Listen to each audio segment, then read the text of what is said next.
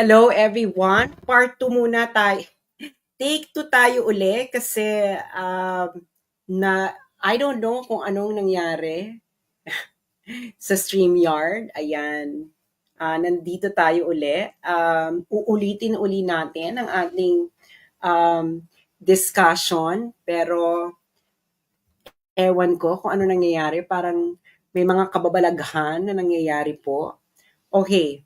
So, paki-share po muna uli ito, pati po sa inyong mga chat group at pati po sa inyong mga kaibigan, i-share, paki-share. Hindi ko po alam kung bakit nawala. Huwag niyo po akong tanungin. Hindi po ako ang technical support ng Meta.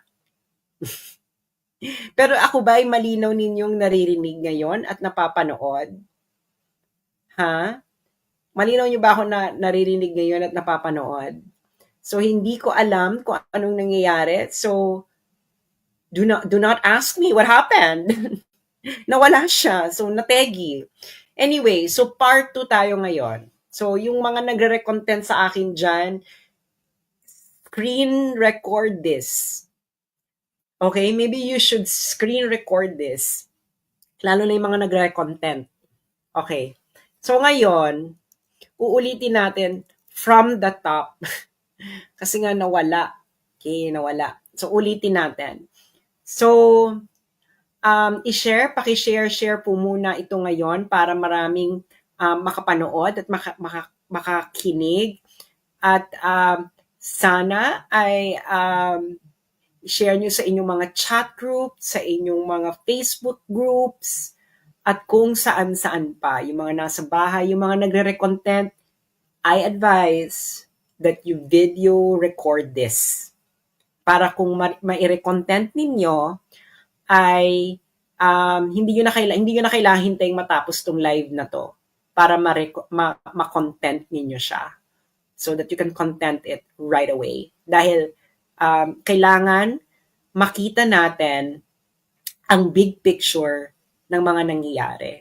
Na hindi kayo nadidistract at hindi kayo para nakikita nyo kung nasaan tayong stage ng ating buhay.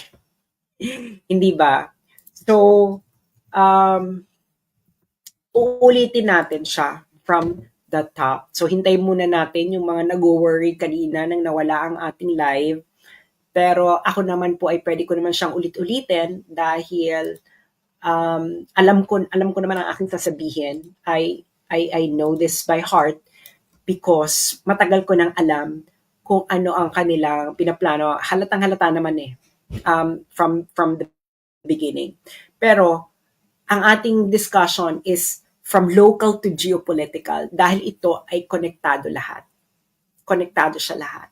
So, kaya dapat nyo siyang tingnan sa isang napakalaking perspektibo at hindi kayo nadidistract ng mga kachipan, ng mga halata namang tanim fake news.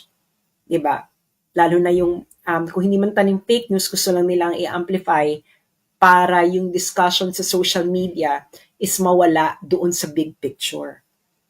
Alam nyo na siguro kung ano yung sinasabi ko. Okay? Ang sinasabi ko ay yung mga edited picture, ganyan. It is so ridiculous. Ginagawa yan para mawala ang usapan sa big picture. Babalik at babalik tayo sa big picture. At ito ang ating gagawin ngayon. Okay? So, paki-share na po ito ngayon. Click share. Ayan. Ang gusto kong sabihin is, planado to lahat. They really want to bring down Duterte-aligned bloggers. Why? Yan ang katanungan, di ba? Isang malaking katanungan. Why?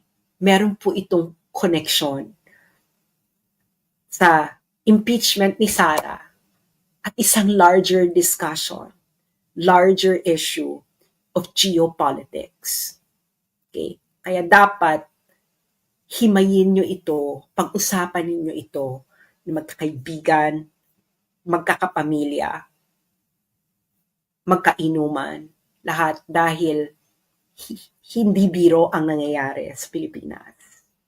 Okay? Kaya nga ang title ko nito is Learn from Ukraine. Learn from Ukraine. Hindi ito nadadaan sa dasal. Okay? Hindi ito nadadaan sa dasal. Maraming Ukrainians ang nagdasal. Kung feeling nyo kayo ang pinagpala ng Diyos, again, learn from Ukraine. Okay. Now, ano ba itong sinasabi ko? Mag-uumpisa tayo from the top. Okay. Alam niyo naman yung nangyari sa SMNI. Una nilang tinarget na pabagsakin ay SMNI. And then, Pastor Apollo Kibuloy.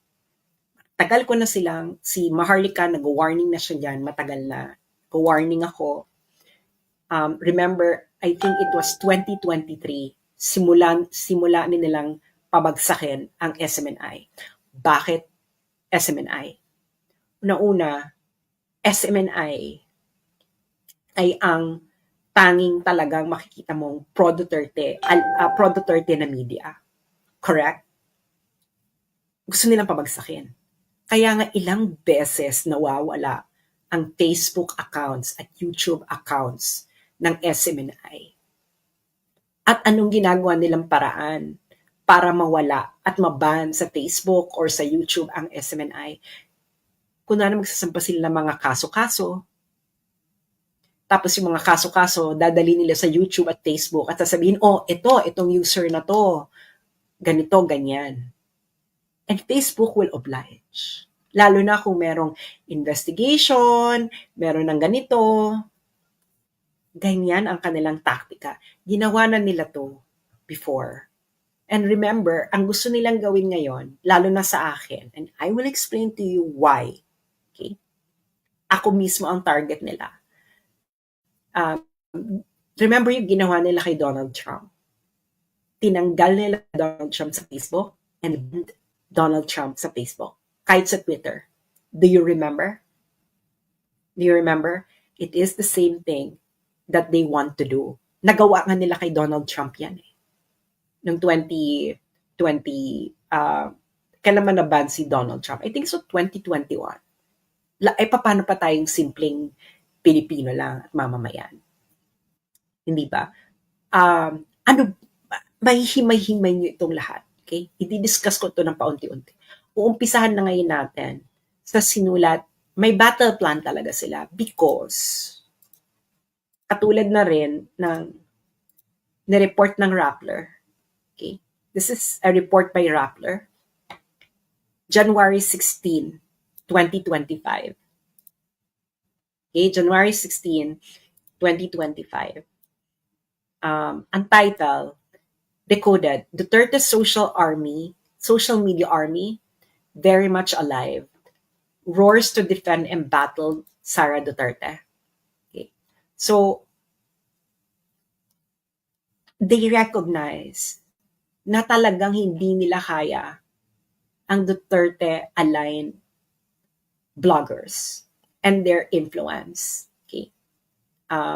Siyempre, kailangan ko na magbayad. Kanina hindi ko naman kailangan magbayad.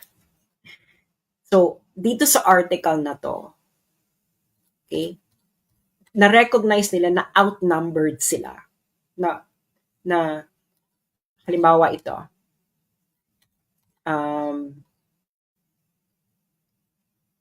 At this point though, the Duterte network seems to have the upper hand in dominating the discussion on Facebook. Okay. Ayan ang kanilang recognition na. Nagdo-dominate ang mga Duterte supporters, Duterte bloggers, tayo ang nagdo-dominate sa Facebook. Okay? And then, syempre, sino ang special mention nila dito na blogger? Ako.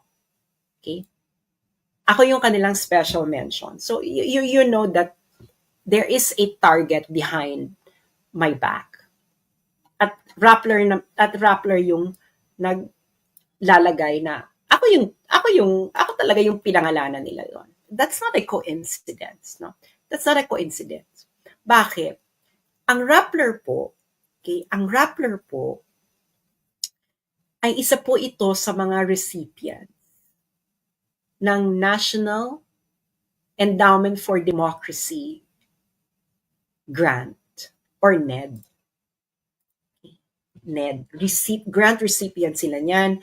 Si Maria Ressa ay official ng NED. Okay, papakita ko sa inyo. Para with tama?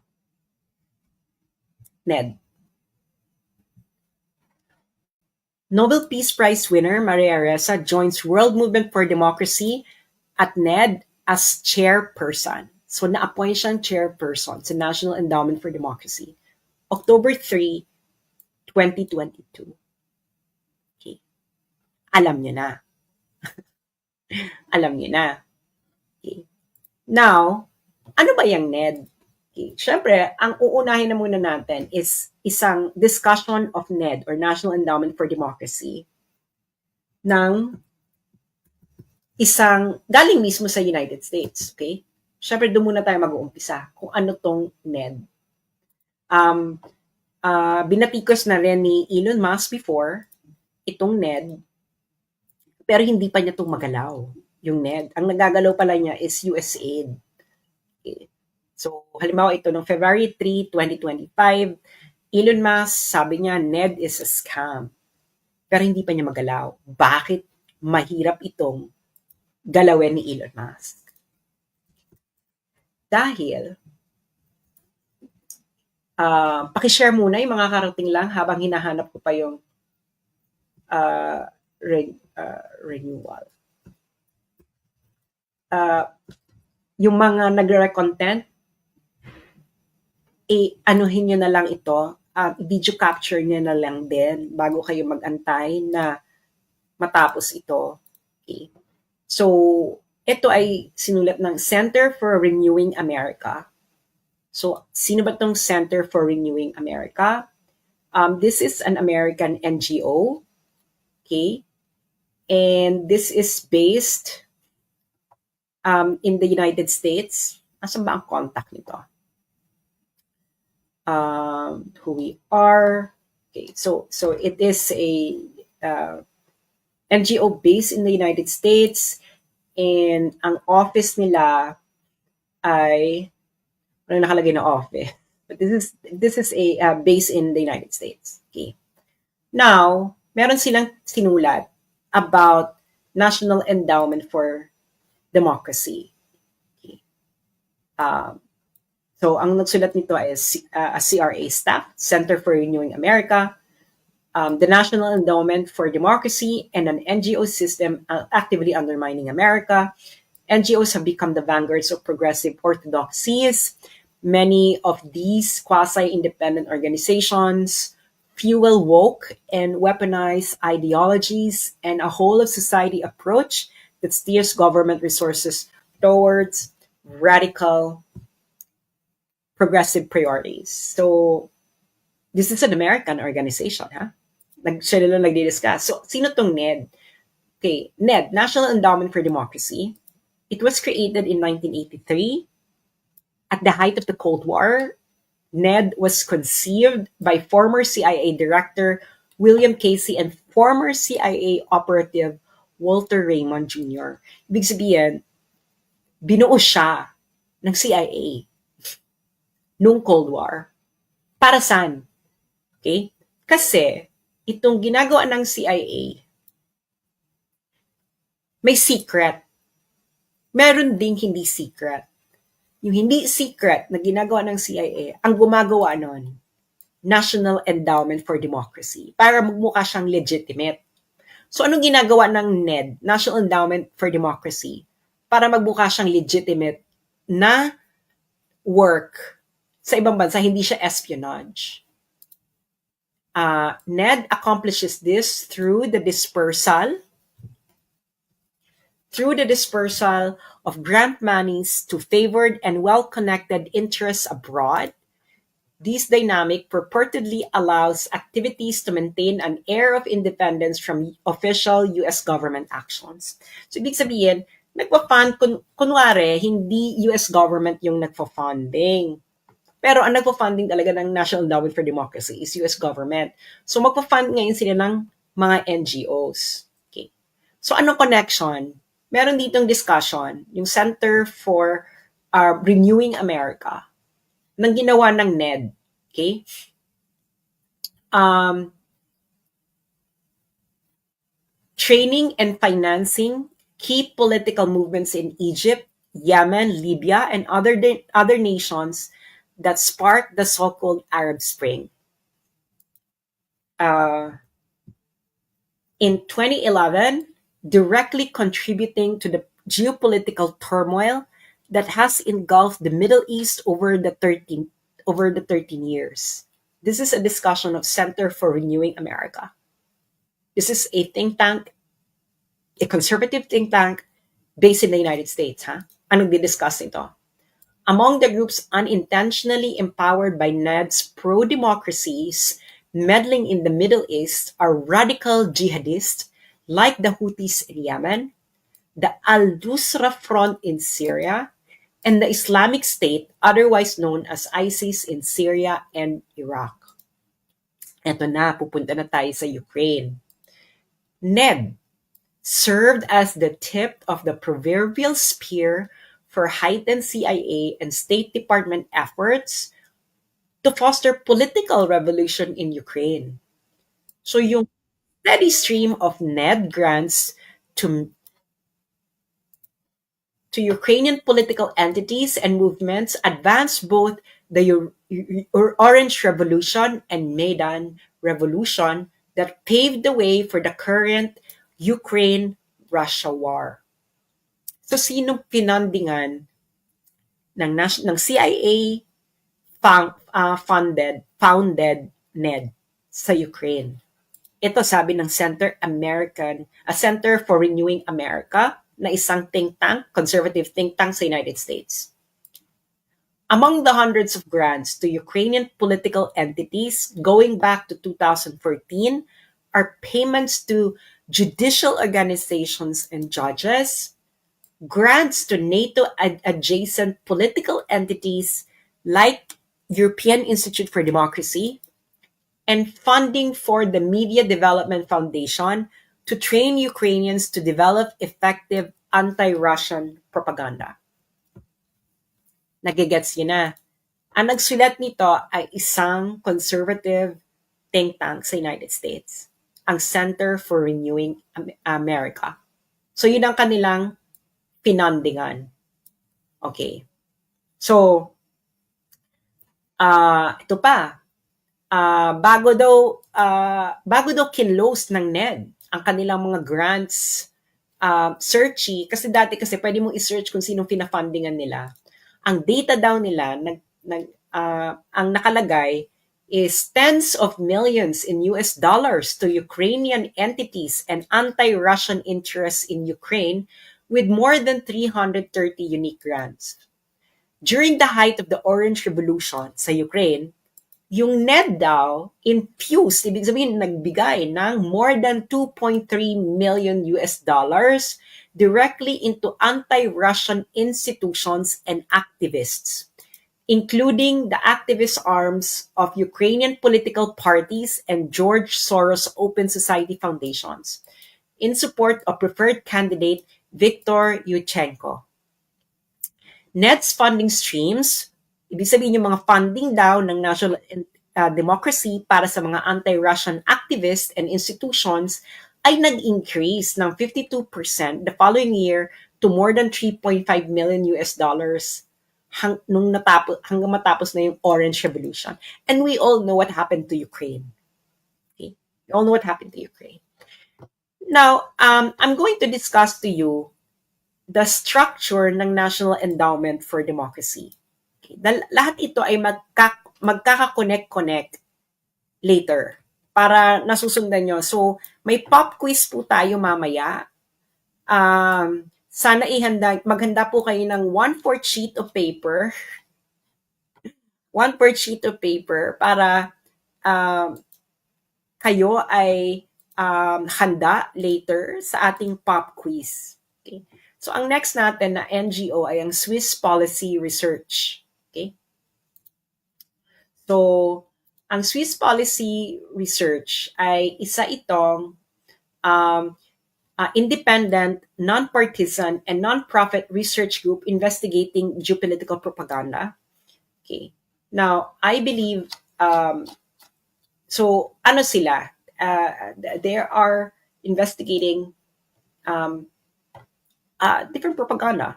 And one of them is the U.S. National Endowment for Democracy, and which is a CIA, tinatag yan ng CIA. Okay. Now, makikita nyo, inulit-uli nila, the National Endowment for Democracy, or NED, was founded in 1983 by U.S. Congress as a private nonprofit foundation dedicated to the growth and strengthening of democratic institutions around the world. CHAR. Okay? Sabi nga nila, as NED co-founder Alan Weinstein famously explained in 1991, a lot of what we do today was done covertly, ibig sabihin secretly, 25 years ago ng CIA. At ang mga activities nila ay information operations, subversion, and regime change campaigns. Kaya di ba nung panahon ni Duterte, grabe yung panawagan ng regime change, tatanggalin si Duterte sa pwesto. May funding kasi. So pupuntahan na natin yung pinafundingan nila sa Pilipinas. Okay. Ito, halimbawa yung sa Hong Kong protest, a lot of the organization na involved dyan na nag-organize ay funded yan ng National Endowment for Democracy. So kita mo sa China, ang dami nilang pinafundingan. Di ba? Ang dami nilang pinafundingan na China-related. Karamihan dyan pinasalan ng China. So ngayon, sa Pilipinas, ito ang kanilang pinafundingan. Kaso ang data lang nila nito hanggang to 2019 lang. Pero at least makikita nyo na yung kung sino-sinong pinafundingan nila. Caucus of Development NGO Networks. Ilista nyo para malaman nyo kung sino mga bumubuo niyan.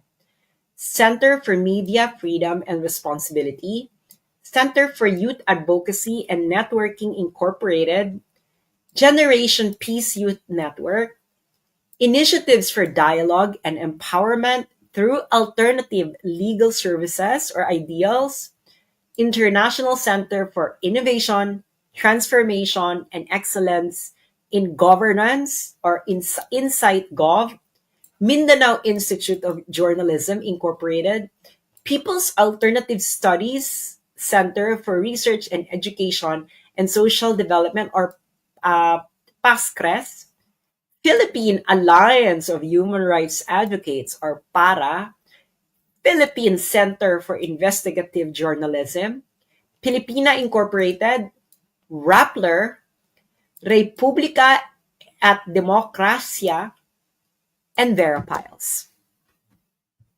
So, si Rigoberto Tiglao, na-document niya yung ilang years yung na-document ni Rigoberto Tiglao na pinafundingan ng CIA-founded na National Endowment for Democracy.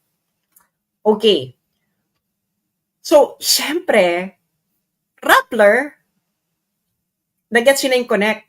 Rappler, funded ng CIA na ng NED, ng National Endowment for Democracy, na tinaguyod ng mga CIA. And it's recognized all over the world na ang National Endowment for Democracy ay CIA. Okay? Now, sino ngayon yung gustong magpabagsak ng mga Duterte-aligned bloggers? Rappler. Okay. Bago ko i-discuss tong dalawang documents na to, gusto ko muna ipakita sa inyo yung structure ng National Endowment for Democracy para makita ninyo yung organization. Okay. So ito ang kanyang structure. So merong National Endowment for Democracy, tapos may 4 na sangay. Ang International Republican Institute, okay? Ilista nyo, dahil meron tayong pop quiz mamaya. Ilista nyo yan. May pop quiz tayo.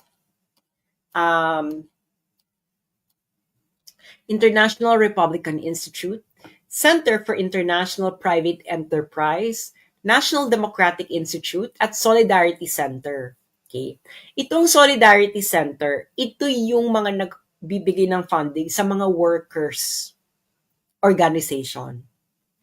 Yung National Democratic Institute, dito pinapadaan yung pera para sa mga liberal and woke na aligned organization sa ibang bansa. Itong Center for International Private Enterprise, ito ang pinagdadaanan ng pera para ma-fundingan ang mga small and medium enterprises and any businesses na nangangailangan ng funding. Of course, outside the United States. At the International Republican Institute, syempre, kailangan cover mo lahat. Cover mo yung woke, cover mo din yung conservative. So, alam nyo na ang structure nila. Okay? So, tandaan niyang International Republican Institute. Okay. Bakit matagal ko nang alam na tatargetan ako? Okay. Kasi, yung NED-funded, okay, yung International Republican Institute. Nagigets niyo yan? Nakita niyo? International Republican Institute. Okay. Kita niyo na. International Republican Institute.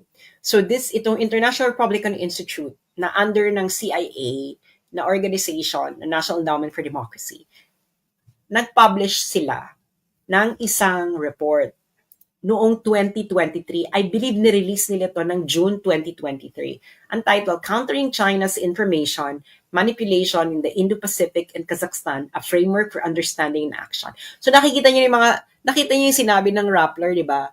Pro-China, Duterte. Tapos nakita niyo naman nung hearing, di ba? Papakita ko sa inyo nung hearing kung ano yung kanilang gustong palabasin. Okay? Di ba? Para makikita nyo ang pagkatahi-tahi ng lahat at nakikita nyo ang big picture. So, yung mga kapunta pa lang dito, paki-share po ito. Okay. So, nakita nyo na ang mga China-funded seminar for Filipino social media influencers ex-PCO chief admits. So, ayan ang isa sa kanilang mga ayan ang kanilang mga eksena sa buhay, hindi ba? So nakita niyo yung pagkatahi-tahi ng lahat. At alam niyo na rin kung bakit nagtatag sila ng pro-China, etc. Because may pera. Okay, now, pupunta ngayon tayo dun sa report ng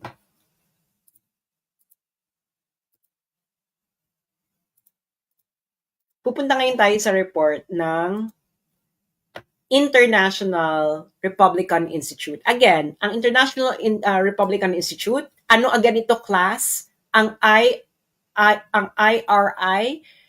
sangay siya ng ang IRI, kung natatandaan ninyo.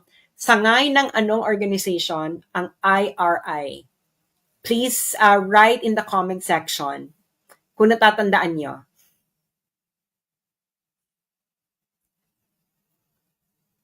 NED, exactly.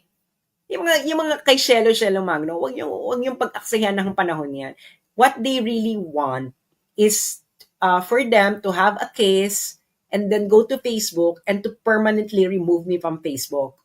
Well, we have a bigger picture here. Yung mga ganyan Shelo Magno, they are simply little figures in the bigger story.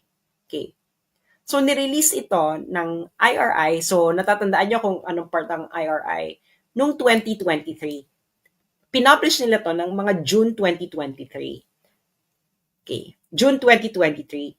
Kailan biglang nagpalit ng foreign policy? Si Marcos, BBM. February 20, mga late January 2023. February 2023. Di ba biglang dumami yung EDCA?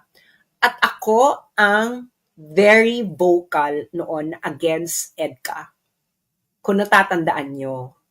At yung mga pro-Duterte vloggers, yung iba sa kanila, inaway pa ako dahil nga naniniwala pa rin sila kay Bongbong Marcos noon. Galit na galit sila sa akin nung nagsasalita ako noon. Aminin nyo yan.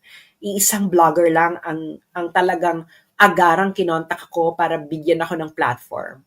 Ayun ay si Banat Bay. Hindi pa kami magkasundo ni Banat Bay. Pero yung iba ayaw hawakan. Okay? Ayaw hawakan yung issue. So ako lang noon. So June 2023, naglabas ang International Republican Institute na isa sa mga sangay ng National Endowment for Democracy na isang CIA organization. Okay? Tinatag yun ng CIA. It's an open secret. Nilabas nila to. Ngayon, makikita nyo, pero ang report na to, I believe, ay sinulat nila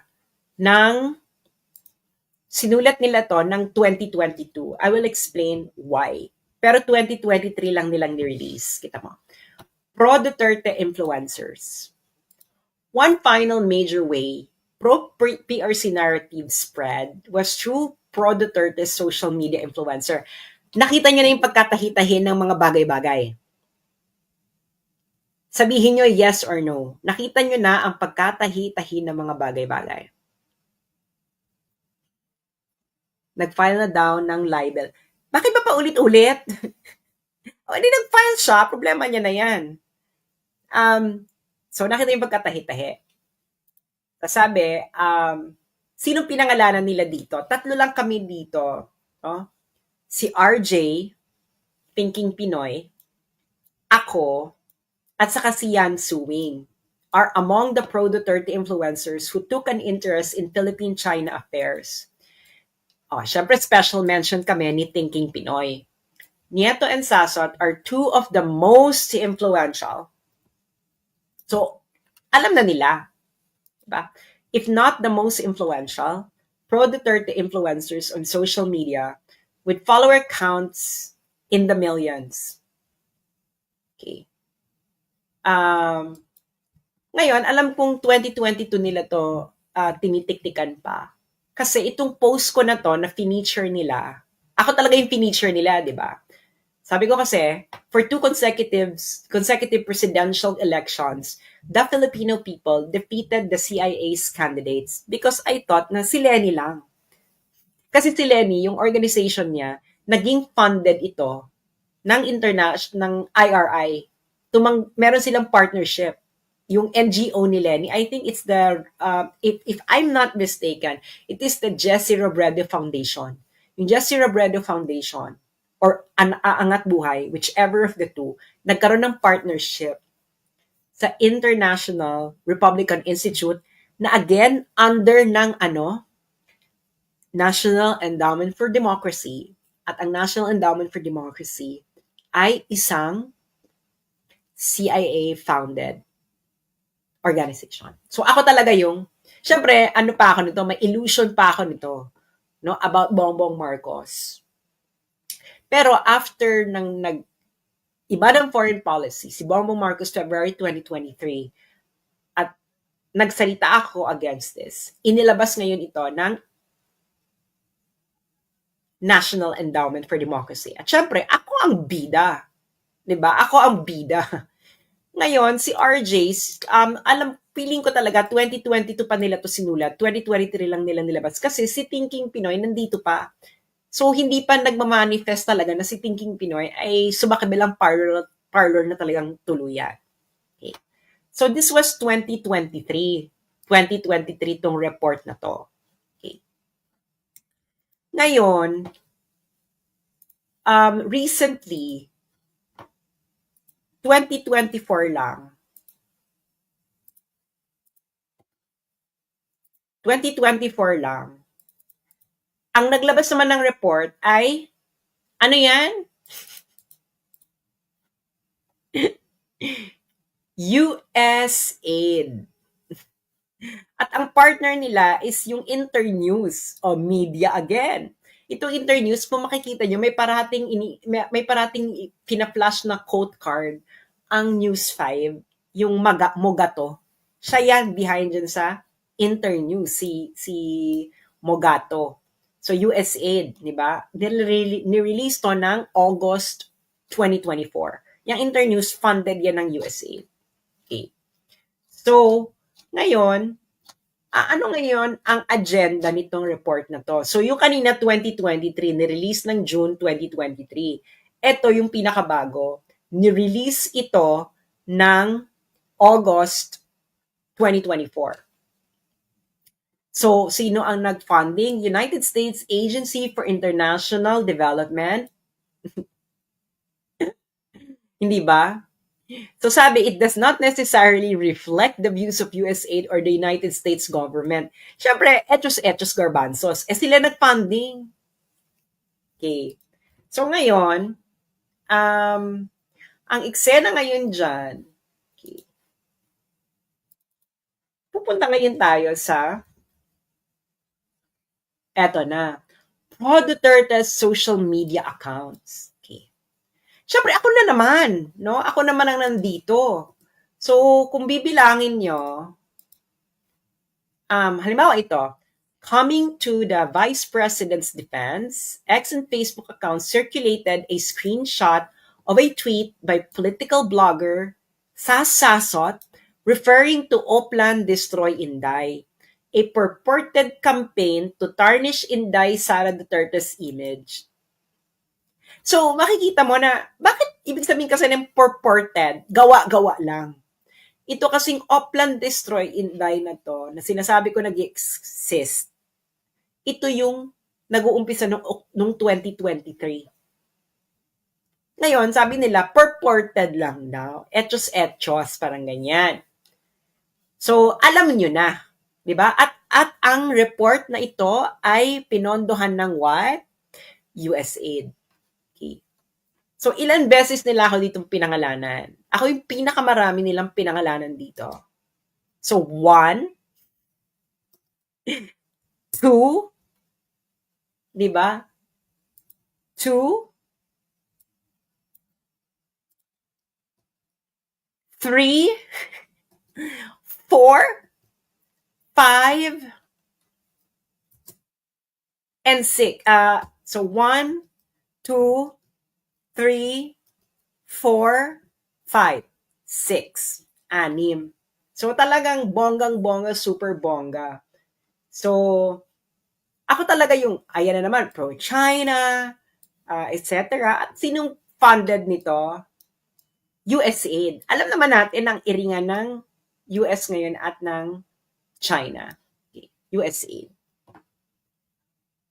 So ngayon, naiintindihan nyo na ngayon, I hope naman, natahi-tahin nyo na kung anong nangyayari. Diba?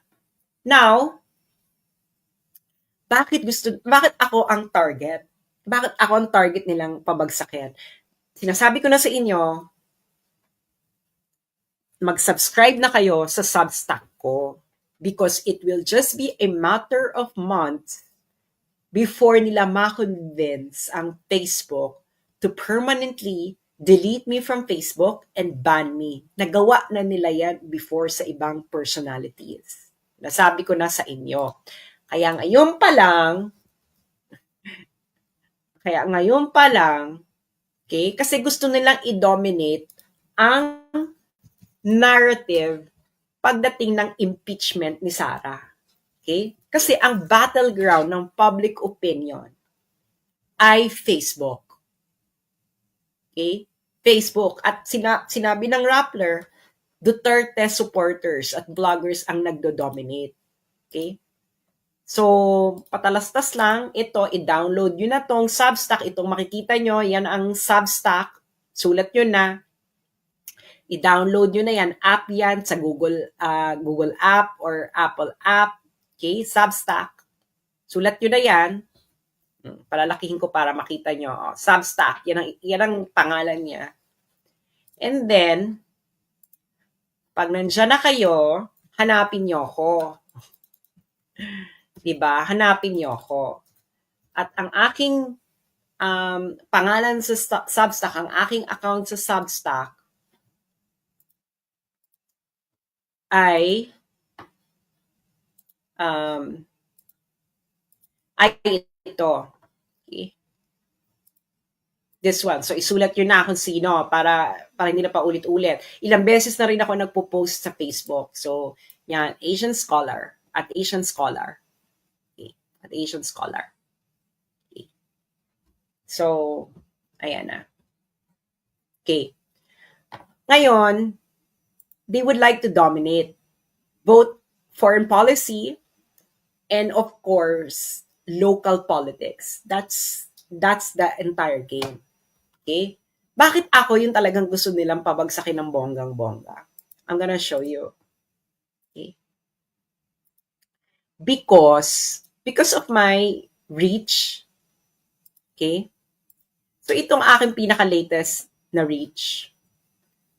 The last 90 days. The last 90 days, ang views ng aking Facebook. Views, ibig sabihin ng views, ilang beses nag-appear ang aking content sa mga news feeds. Okay? Last 90 days. Last 90 days, 379,308,749. At previous 90 days, about 99 million. So yung previous 90 days, sobrang laki na. Tapos nung sumunod na 90 days, itong current 90 days, 379,308,749. At ako pa lang yan. And this is all organic. Okay? This is all organic because wala pa akong pambayad. Kahit gusto kong magbayad, naka-disable po ang boosting function ng aking page. Matagal na. So this is all organic. Okay? Ngayon, anong engagement niyan? Okay. So yan, yung views, ilang beses nag-appear yung content ko sa news feeds ng mga Facebook users. And take note, there are only about 90 million Facebook users in the Philippines. Pero ako, about 300 plus million nag-appear sa news feed ng mga news feed ng Facebook users, mostly from the Philippines, ang aking content. Ngayon, ano ang engagement niyan? Ang engagement niyan ay engagement rate ay 55,416,973. Yung engagement, ito po yung number of likes, share, comments. Read. Kung binasa mo, kung kilik mo yon, binasa mo, that's an engagement. Shinare mo, that's an engagement. Shinare mo sa group mo, that's an engagement. So in the past 90 days, my engagement is 55,416,973. And this is all organic. Ngayon, kaya gusto nilang targetin at tanggalin ako sa Facebook. Why? Because hindi nila kaya ng ganito na hindi sila magbabayad. At mahal. Ipapakita ko sa inyo ha, ang sample kung gaano kamahal ang gawin niya mga ganyan. Okay. Ito ay shinare sa akin ni Art Samaniego. Okay. Ito ay ang mga top advertisers ngayon sa Facebook. Ang number 1 ay Pilipinas Today. Alam niyo siguro yung Pilipinas Today. Kaya alam ninyo na nagtataka ba kayo kung bakit parating paulit-ulit lumalabas ang Pilipinas Today sa newsfeed nyo? Dahil nagbabayad sila sa Facebook para gawin yon. Alam nyo na. So, magkano nila ang babayad nila? 23,675,144 for just 7,406 posts. Kaya ganyan sila kaporsigido. Okay. pero hindi pa rin nila mapantayan yung aking views and reach kasi nga all organic eh. Pati yung engagement, no? Yan pa nga lang. So, nagsispend na sila ng 23 million. Kaya gusto lang talaga nilang tanggalin tayo physically. And then they will do everything. Legal, illegal, etc. So, syempre, ang pinaka-ultimate solution, gusto nila, pauwi na ako ng Pilipinas para matagi boom boom. Kasi habang buhay ako, I can still write. I can still talk to you in any way. Hindi ba? Pero ngayon, ang first gusto nilang gawin ay ma-permanently removed ako sa Facebook. I'm telling you, it's going to happen. It's going to happen in a few months bago mag-start ang hearing ni Sarah. They will do everything in order to do that. Kaya nga sinasabihan ko yung mga Pilipino sa Face, sa Meta, if you don't bring this protest outside Meta,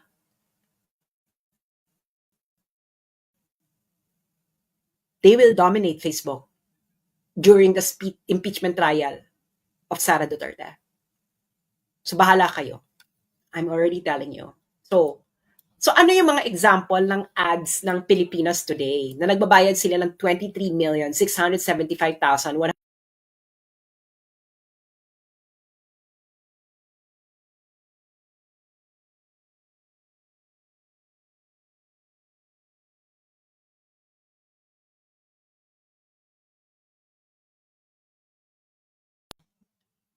Ano ba yan? Nawala na naman ako.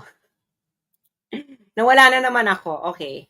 So ano yung mga example ng mga ads ng Pilipinas Today na nagbabayad sila? Okay. Ito ang mga example ng kanilang mga ads. Okay. Ang nagpadala sa akin ito si Art Samaniego. Okay. So, nakikita niya na. Okay. Kailan lang to? March 6, 2025. Nakita niyo yung impression? Ang liit na impression, di ba? 150,000, 175,000 lang. So, nagbayad na sila. Ito yung isang halimbawa ng ad nila. Anti-Sara. Okay? Ito, campaign for Senator Tolentino, March 5, and another anti-Sara. Okay? So yan ay may funding. Kaya lumalabas yan sa mga newsfeed nyo, yung kanila, kasi binabayaran nila. Kaya hindi nila ako kaya, kasi akin, all organic. Okay? So nakita nyo na, so local and foreign policy, nahihirapan sila. Okay? Kaya kung ano na lang ina-accuse nila sa akin, ganyan, kaso dito, kaso ganyan, etc. Okay? And of course, they would like to permanently remove me from Facebook. Kaya nagkakaso-kaso silang ganyan. Para may maipakita sila sa Facebook na, oh, itong taong to, ganito, ganyan-ganyan. And in the United States, remember, they did that to Donald Trump. That's why Donald Trump was removed from Facebook. He was banned, even sa Twitter. Remember? They will do the same. Okay? They will do the same. Now, ano ngayon yung paano na tayo? Palaki na tayo ng palaki, di ba? So, meron kang local, meron ding geopolitical. Okay. So, nakikita niyo yung mga accusations nila, di ba? Yung sinabi, yung ito, yung mga pro-China, ganyan, etc. So, I'm gonna show you what happened sa Ukraine about 1 year before nagkaroon ng gera. Nireport to ng Al Jazeera noong February 5, 2021. This was like about a year before the Ukraine-Russia war. So ngayon, anong ginawa ni Zelensky? Si Zelensky, binan niya ang mga pro-Russian media. So, pinasarado niya ang 3 television networks na sinabi niya ay nagsispread ng Kremlin-funded propaganda. A development the US has reprimanded. So, ibig sabihin, nagalit pa yung EU noon, February 2021, sa ginawa ni Zelensky. Siyempre, afterwards, hindi na nagalit ang EU. Pero una, nagalit sila. Char. So ngayon, palitan nyo lang. 'Di ba? Palitan nyo lang yung Kremlin ng Kremlin is the capital of Russia, capital ng Russia. Kremlin is the seat of power of Russia. So palitan mo lang yung Kremlin ng what? CPC. Russia, palitan mo lang ng China. Same banana. Hindi ba? So, nakita nyo na yung ginawa nila sa SMNI? So, SMNI yung una nilang pinasarado. Ngayon, ang tina-target naman nila, di ba? Hahanap sila, ito ang mga pro-China bloggers. Papasara din nila yan. Daan na sila patungo. Which Zelensky actually did. Pero ang target niya, pro-Russia. Okay? So ngayon, nangyayari na rin sa atin. Kaya ang sinasabi, tagal ko na ang sinasabi na we're going to be the next Ukraine. Kung hindi kayo magising. Kung hindi kayo magising. Sinasabi sa inyo, hindi ito biro. Hindi ito nadadaan sa dasal.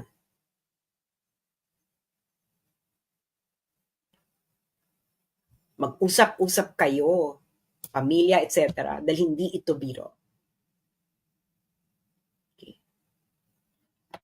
So, ngayon, bakit sinasabi nila hindi naman pro-war si Donald Trump? Yeah, as a person, hindi siya pro-war. Pero sa United States, hindi lang po presidente ang gumagawa ng desisyon. Kahit ayaw mo ng gera, the deep state, yung tinatawag nilang deep state sa US, can actually force a US president to go to war. Sinasabi ko na sa inyo, yung mga false flag, kahit ayaw ng presidente, ng US president na pumunta ng gera, ang gagawin ng deep state, gagawa sila ng paraan para yung US president is maggawa ng gera. So, you have to understand kung nasaan na tayong part ng history ng mundo. Okay?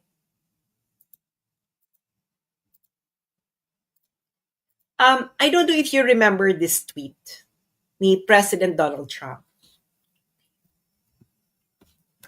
Sabi niya, nung December 1, 2024, the idea that the BRICS countries are trying to move away from the dollar while we stand by and watch is over. We require a commitment from these countries that they will neither create a new BRICS currency nor back any other currency to replace the mighty US dollar, or they will face 100% tariffs and should expect to say goodbye to selling into the wonderful US economy. They can go find another sucker. There is no chance that the BRICS will replace the US dollar in international trade, and any country that tries should wave goodbye to America. So ano na-notice nyo dito sa tweet na to ni President Trump noong December 2024? Alam niya kung ano nangyayari sa mundo. Ibig sabihin ng de-dollarization po, yung mga countries po, they are replacing the dollar as the currency of their trade. So either kukuha sila ng another currency as a common currency like euro, for example, or yuan, or Russian rubles, anything. Para hindi na sila dependent sa dollar. Kasi ngayon po, grabe ang dependence ng karamihan ng bansa using the US dollar. Ngayon, bakit malaking issue to sa United States? Kasi, ang US dollar po, yung US dollar, print ang US ng US dollar.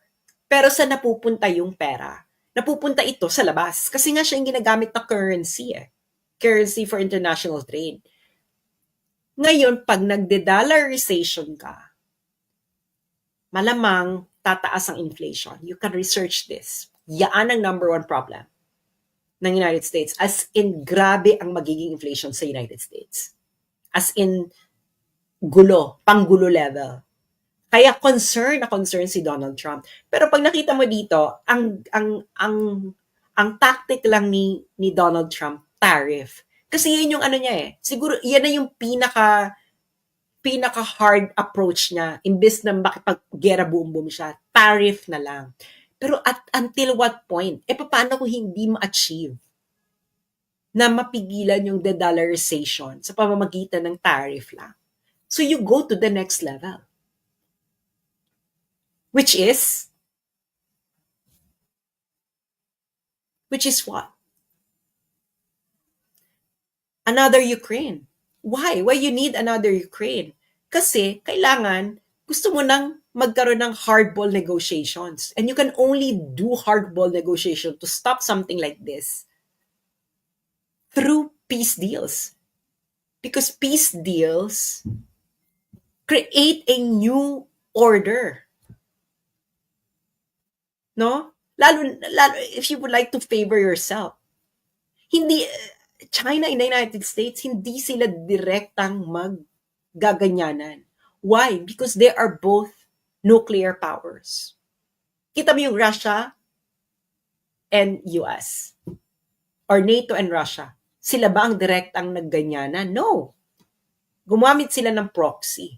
Kasi hindi nga sila pwedeng magkasagapaan dahil ubos ang mga cities nila because it's going to be a nuclear war kung sila mismo. So gagawin ang mangyayari, proxy. So sino ang proxy sa Europe? Ukraine. Sino ngayon ang proxy sa ating region? It's going to be the Philippines. Nakikita nyo na, di ba? Pinakita ko sa inyo yung nangyari sa Ukraine. Di ba? Kung anong unang mga ginagawa nila. At nakita nyo yung report ng National Endowment for Democracy na isang CIA funded. Sino yung target nila? Hindi ba? So yun, friends, ang larger picture. This is beyond just what you are seeing. Okay? Hindi nyo tumadadaan sa pamimim lang, pa-hashtag lang. We are facing a very dangerous time. Dahil tayo ang bala. Ngayon, sino yung mga gusto nilang tanggalin? Si Sara. Yung mga katulad kong vloggers. Lalo na ako kasi nga yung reach ko. Sino ngayon magdo-dominate sa Facebook? Boses nila. Magdo-dominate sa Facebook yung boses nila. At dahil nagdo-dominate yung kagustuhan nila, then it's very easy for them to sell the notion to the Filipino people that, hey, you need to be in the front lines.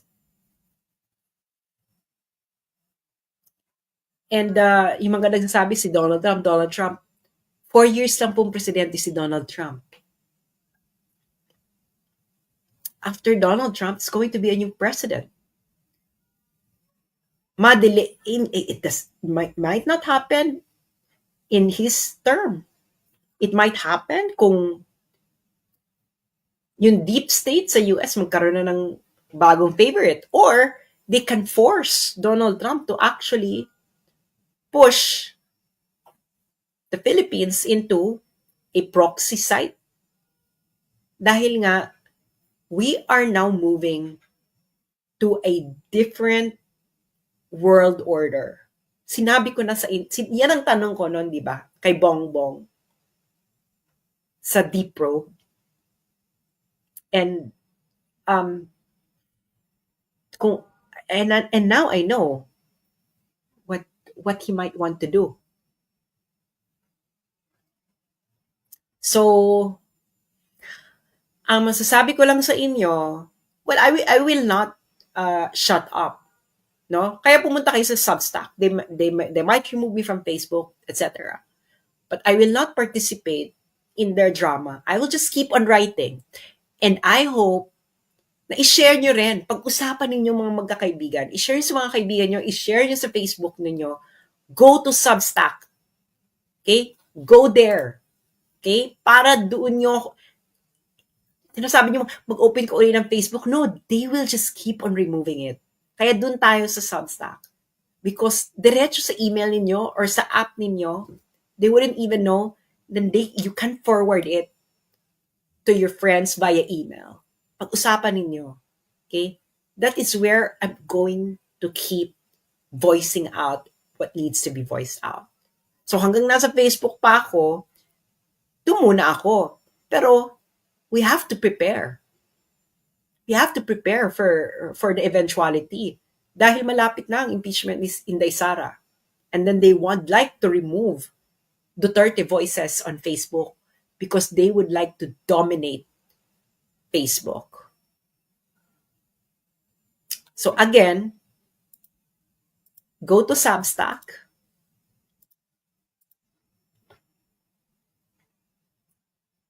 Okay? Ito ang aking username. Screenshot nyo na kung kaya ninyo. Substack.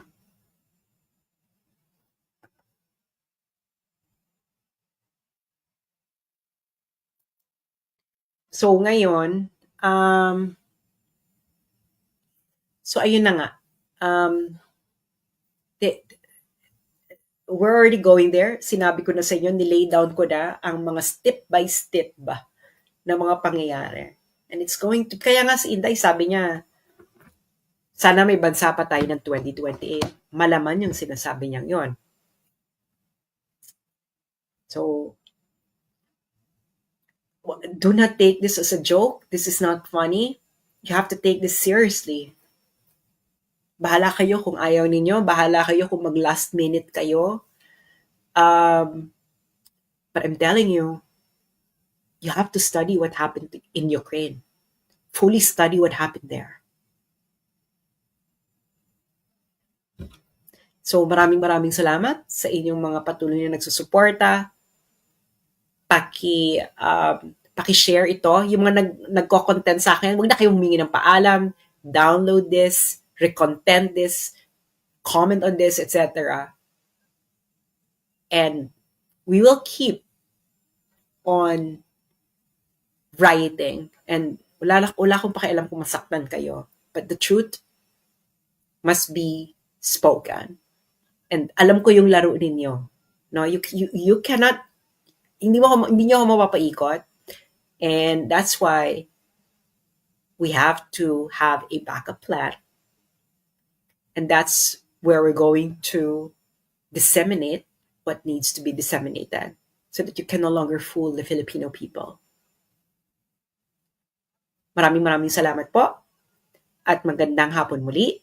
Ito po uli si Sas Rogando Sasot.